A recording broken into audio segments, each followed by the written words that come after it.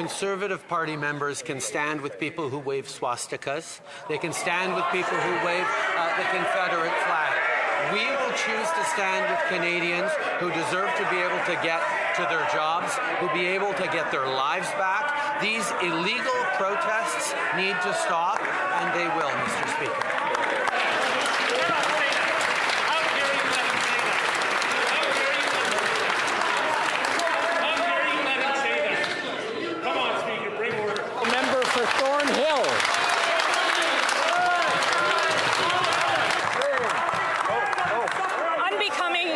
Unbecoming as a Prime Minister.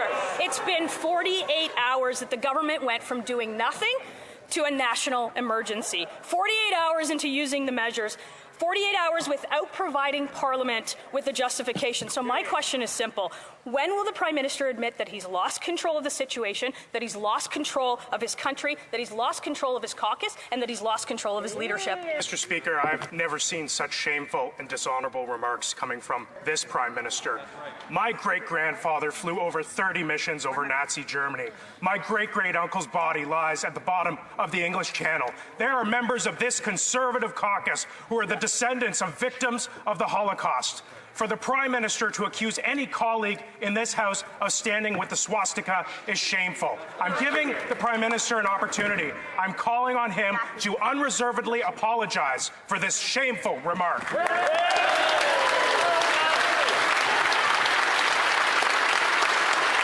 Right Honourable Prime Minister. Mr. Speaker, Canadians deserve their freedoms back. Mr. Speaker, these illegal blockades that have continued to interfere with people's livelihoods, to interfere with people's daily lives, have measures put forward in this Emergencies Act are proportional, are responsible, and quite frankly, are completely folded within the Charter of Rights and Freedoms. The steps that we are taking are important and measured to restore order and freedoms to Canadians in this country. That is exactly what we are doing. Lack of an apology from that Prime Minister speaks volumes. I have given this Prime Minister an opportunity to retract a shameful remark where he would accuse any honourable member of this House to stand with a swastika. As I said before, we have colleagues who are the descendants of victims of the Holocaust. I'm giving the Prime Minister one more chance. Will he apologize to all members of this House? The Right Honourable Prime Minister. Mr. Speaker, the members of the Conservative Party are calling to us to take more action over the past 2 weeks on this. They continued to stand with and encourage these illegal blockades. Mr. Speaker, Canadians are watching carefully and see exactly where the Conservative politicians who've stood with those blockades are standing. We will stand on the side of Canadians who deserve their lives back, who deserve their livelihoods back.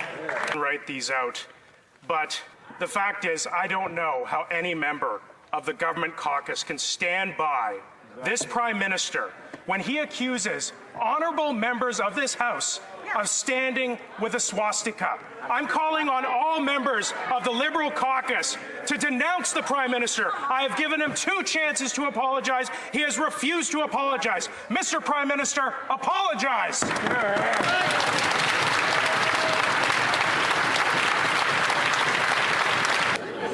Now we have a point of order. The Honourable Member for Thornhill. Mr. Speaker, I am a strong Jewish woman and a member of this House and a descendant of Holocaust survivors, and I have never it's never been singled out, and I have never been made to feel less, except for today when the Prime Minister accused me of standing with swastikas. I think he owes me an apology. I'd like an apology, and I think he owes an apology to all members of this House. Yeah.